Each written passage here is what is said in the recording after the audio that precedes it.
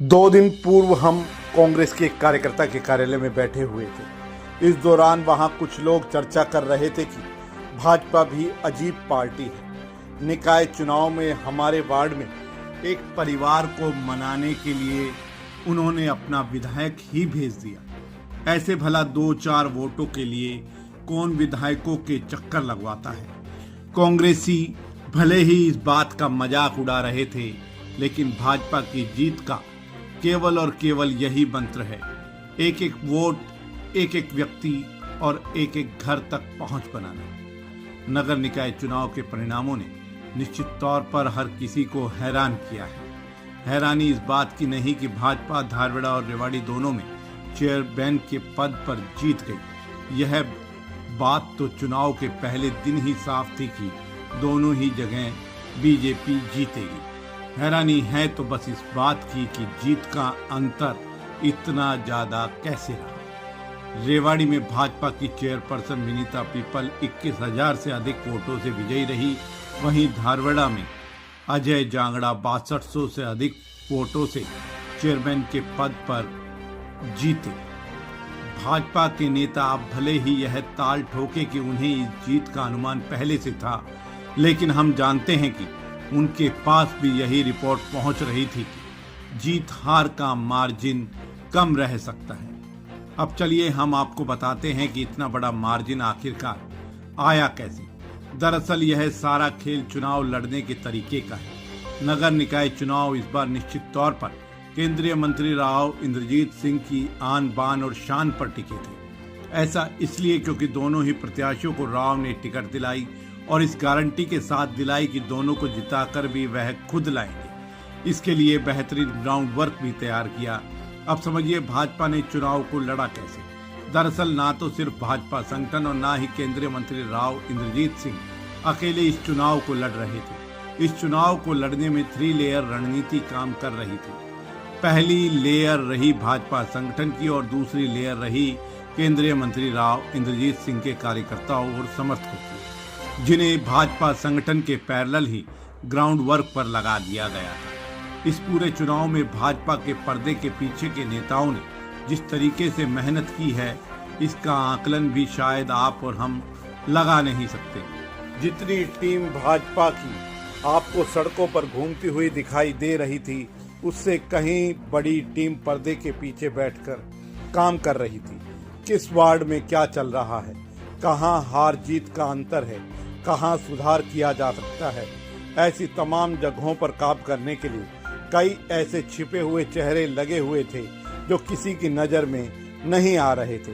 इस टीम का काम सिर्फ इतना भर नहीं था कि चुनाव पर निगाह बनाकर रखे, बल्कि भाजपा के भीतर नेताओं में एक दूसरे को मात देने की जो होड़ लगी थी, उनके बीच रहकर डैमेज कंट्रोल करना भी यही टीम कर रही थी। निश्चित तौर पर 32 में से केवल 12 वार्ड जीतना भाजपा का अच्छा स्कोर नहीं रहा, लेकिन पर्दे के पीछे की यह टीम अगर काम नहीं करती तो स्थिति पिछली बार से भी बदतर हो सकती थी। इन 2 टीमों के अलावा एक तीसरी टीम ने भी इस पूरे चुनावी कैंपेन में काम किया और इस टीम ने भाजपा की टिकट पर चुनाव लड़ रहे पार्षदों के अलावा ऐसे निर्दलीय चेहरों को भी चिन्हित किया जो भाजपा की मदद के लिए तैयार थे। इस तीसरी लेयर टीम ने इन निर्दलीय पार्षद प्रत्याशियों से चेयरपर्सन की वोट खुद के पक्ष में डलवाने का काम किया।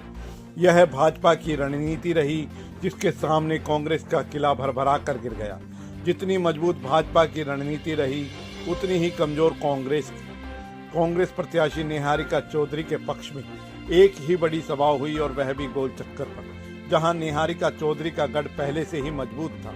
यहां भीड़ जुटाना और खुद को दिखाना निहारिका चौधरी और उनके पति प्रवीण चौधरी के लिए कोई मुश्किल काम नहीं था। यहां तो वह जीत ही रहे थे। इसके बजाय किसी ऐसे इलाके में बड़े कार्यक्रम होते जहां पर वोट कम मिल रहे थे तो कांग्रेस को ज्यादा लाभ मिल पाता। वहीं कांग्रेस के ही कुछ चेहरों ने प्रत्याशी निहारिका चौधरी को चुनाव में ऐन वक्त पर कुछ इस तरह से ब्लैकमेल किया जिससे पूरा चुनाव ही चौपट हो गया। इन लोगों को बाकायदा कांग्रेस ने सजा देने के बजाय इनाम देने का काम किया। एक तरफ जहां भाजपा के आधा दर्जन से ज्यादा मंत्री, दर्जन भर से ज्यादा विधायक सड़क नाप रहे थे, वहीं कांग्रेस के बड़े चेहरों ने अपने कुर्ते पर धूल तक नहीं जमने दी। बस यही फर्क रहा भाजपा और कांग्रेस की रणनीति का, और इसी फर्क ने जीत के अंतर को इतना बड़ा कर दिया कि उसे पाटा नहीं जा सका। कांग्रेस को इस चुनाव में बस एक उम्मीद थी कि उन्हें साइलेंट वोट के बल पर जीत मिल सकती है। उनकी यह उम्मीद भी पूरी नहीं हुई, क्योंकि भाजपा की रणनीति और घेराबंदी ने साइलेंट मतदाताओं को भी पूरी तरह से भाजपा के पक्ष में मोड़ दिया था। साइलेंट वोट पर भी काम होता है, यह भाजपा ने सिखाया। यही कारण है कि साइलेंट वोट कल भी भाजपा का था और आज भी भाजपा का ही है। कांग्रेस लगातार हार रही है और यह हार का सिलसिला तभी टूटेगा जब कांग्रेस का संगठन मजबूत होगा, कांग्रेस के कार्यकर्ता मजबूत होंगे, कांग्रेस के कार्यकर्ताओं में सड़क पर निकलकर काम करने का जज्बा पैदा होगा।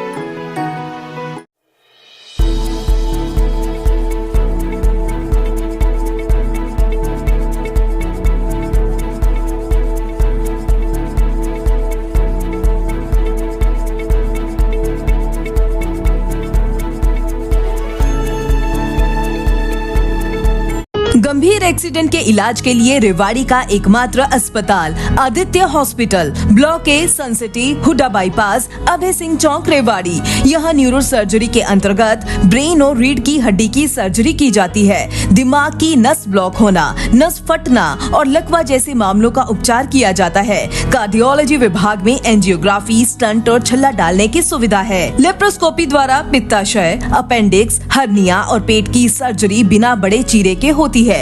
ऑर्थोपेडिक्स में कितनी भी टूटी हड्डी का सफल ऑपरेशन, घुटना बदलना, फ्रैक्चर, घुटने के फटे मांस और हड्डी के ट्यूमर का ऑपरेशन किया जाता है। सामान्य चिकित्सा में दमा, सांस की तकलीफ, इन्फेक्शन, टीबी, पेट की गैस, चिकनगुनिया और डेंगू का इलाज उपलब्ध है।